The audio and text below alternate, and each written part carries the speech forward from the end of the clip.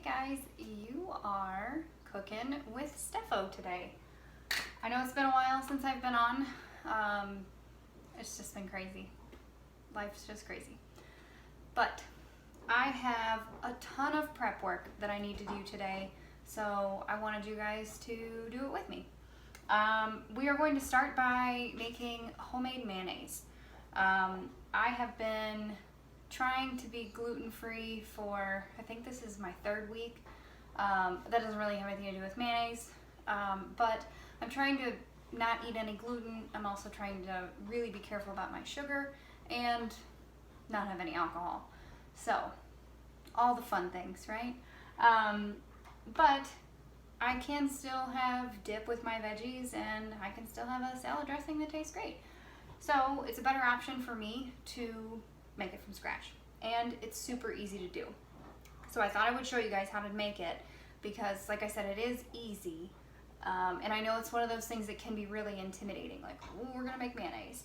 But I will also say that my husband does not like Miracle Whip and does not like mayonnaise, but if I make this homemade mayonnaise, he will eat it, and like a lot of it, so for what that's worth. So I am making a double batch of this recipe.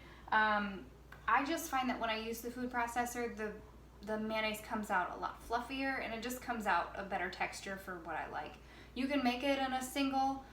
It's not going to affect your recipe in any way. It's just a texture thing for me. And if you don't have a food processor, you could also make this in a blender. If your blender has a spout that you can open and pour it in while the blender is running. You can also make mayonnaise by hand. Not me. Okay, we're gonna start with 2 eggs. I'm using duck eggs because that just happens to be what I had on hand. So you're gonna use 2 whole eggs. Now for the recipe, it is important that your ingredients are room temperature. So your eggs and your lemon juice. I do have some lemon juice over here too. Now our eggs. To our eggs, we're going to add some ground mustard and some salt. Measuring spoon.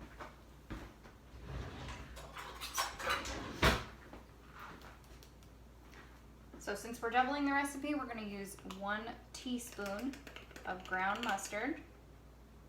And then it also calls for 1 teaspoon of sea salt.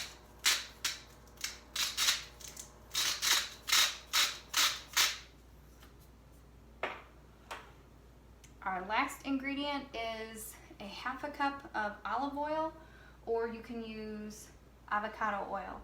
Avocado oil is what I'm using this time around because I am trying to put more healthy fat into my diet, and avocado oil is a good way to go.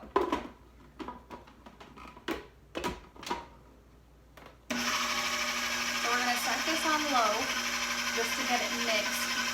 And then you're going to watch as the color changes and the texture of it changes as well. Now, coincidentally, because I've doubled this recipe, I also need to add 2 cups of olive oil very, very slowly to this while the processor is running, which I'll show you here in just a second. But this squeezy bottle just happens to be 2 cups.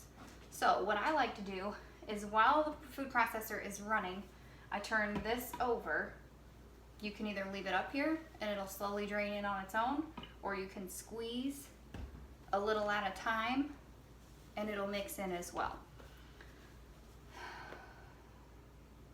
I think that's it. So I'm going to turn this back on. We're going to drizzle this in slowly, and then at the end we're going to add our lemon juice. Ready?